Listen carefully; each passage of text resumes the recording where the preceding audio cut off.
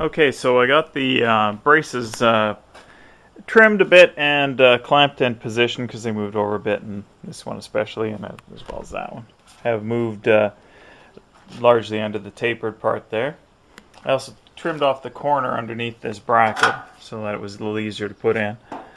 I'm also going to reuse these brackets. These were the support braces from the cab mount, or from the core support mounts to the actual core support, and I just turned them sideways. I'm going to drill a new hole in them and reuse them.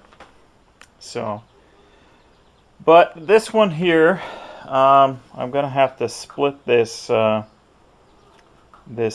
because it isn't quite enough space between here and here. So I'm just going to plasma cut a line down the middle of it and turn it into two pieces and move this one over, probably an extra ½ inch or maybe a full inch. So there you go. Okay, so I've sandblasted the brackets here, the ones for the core support, and I've hit the back side of them with some zinc weld through primer. And the idea being is that once I start welding things together, I'm not going to get them. I'm not going to get primer behind them. I'd rather not have any rust, sandwiched between things. Now, while those are drying, I got a couple of things to do with this thing. One, I have to weld the nut that was for the inner fender mount back in place. I'm not going to actually weld this piece in. I'm going to go, I've got 1/4 inch plate. I'll go cut a small chunk of it and drill and tap it and use it. But I need this so that I can locate exactly where it's supposed to go. Same on that side. I've got another one sitting there. I'll do the same on that side. I also want to wire wheel this as much as I can in the areas where I'm going to be putting these brackets on, at least.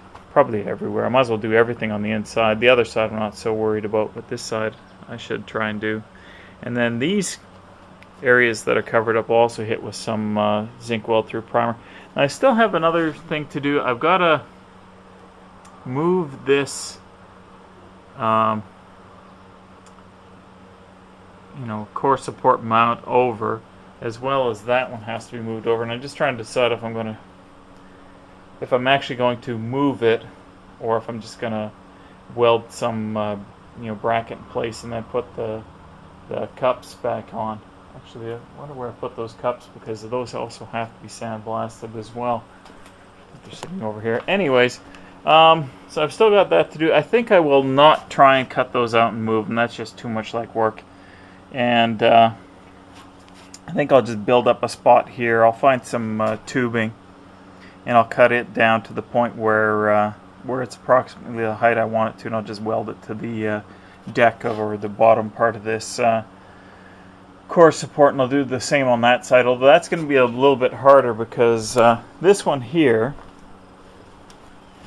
the location of the core support, or the actual spot where that cup has to be, is right where I'm holding the pen.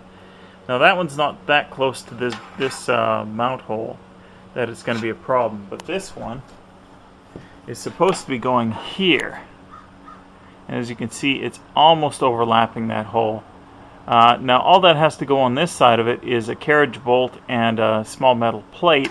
So if I stand it off a bit, or have it so that I can have the plate underneath, or if I just weld the plate onto here, which is entirely a possibility. No, you can't do that, unfortunately, because you got to have some adjustability in this.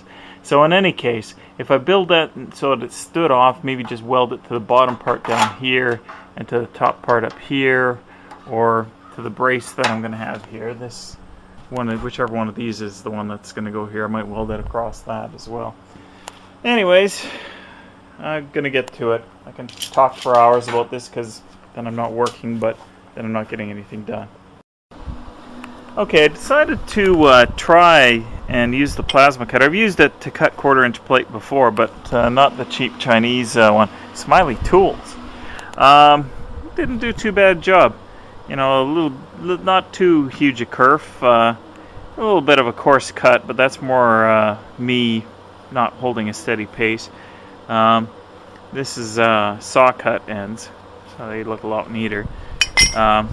This one I actually cut back both sides with the plasma cutter as well as this side, and then I put it on the belt sander to clean it up a bit. And if I would have held it a little longer, it would have cleaned up quite nicely. So I think I'm going to use that a lot more. You know, it does make a firestorm of sparks coming out, but it is a hell of a lot faster than using the chop saw. So I'm going to drill these out. One for the larger hole for the core support, actual support, and another one for the threaded hole for the inner fender mounts.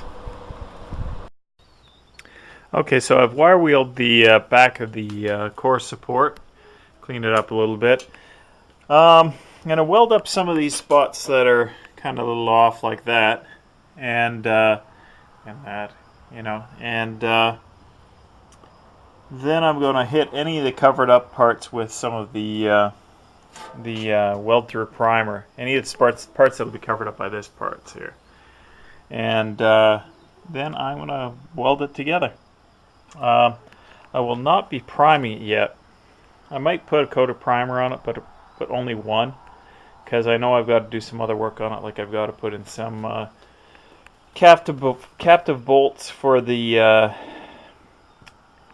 battery boxes. Now I don't have my auxiliary battery box yet, so I don't know where I need to put them yet.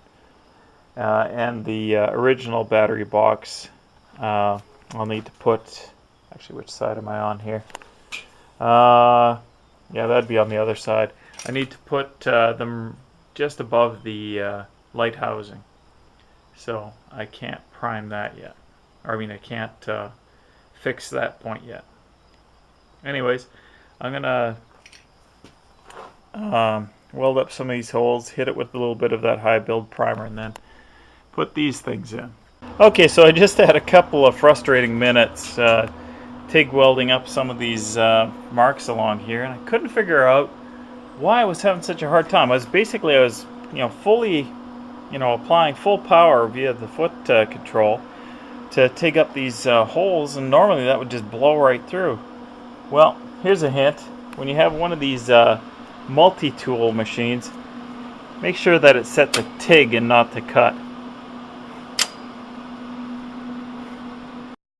Okay, so I've been welding in the brace on the passenger side, and it's solidly in there, but right now I'm spending some time just welding up some of these holes here. Because I'm using the TIG, it's taken probably a lot longer than it should, but because of my frustration with my MIG welder, I'd rather do it with the TIG. I'm using up a lot of rods. I hope I don't run out. But anyways, it's looking okay. I'll grind these down and you'll never know they were there. I'll have to check the backside. They've been backing it with a piece of copper. That's why those clamps are still there. There's a piece of copper on the backside of that so I don't burn through it so bad. Anyways, I'm going to knock off for the day after I finish sharpening all the tungstens I muddied up. So, I'll see you tomorrow.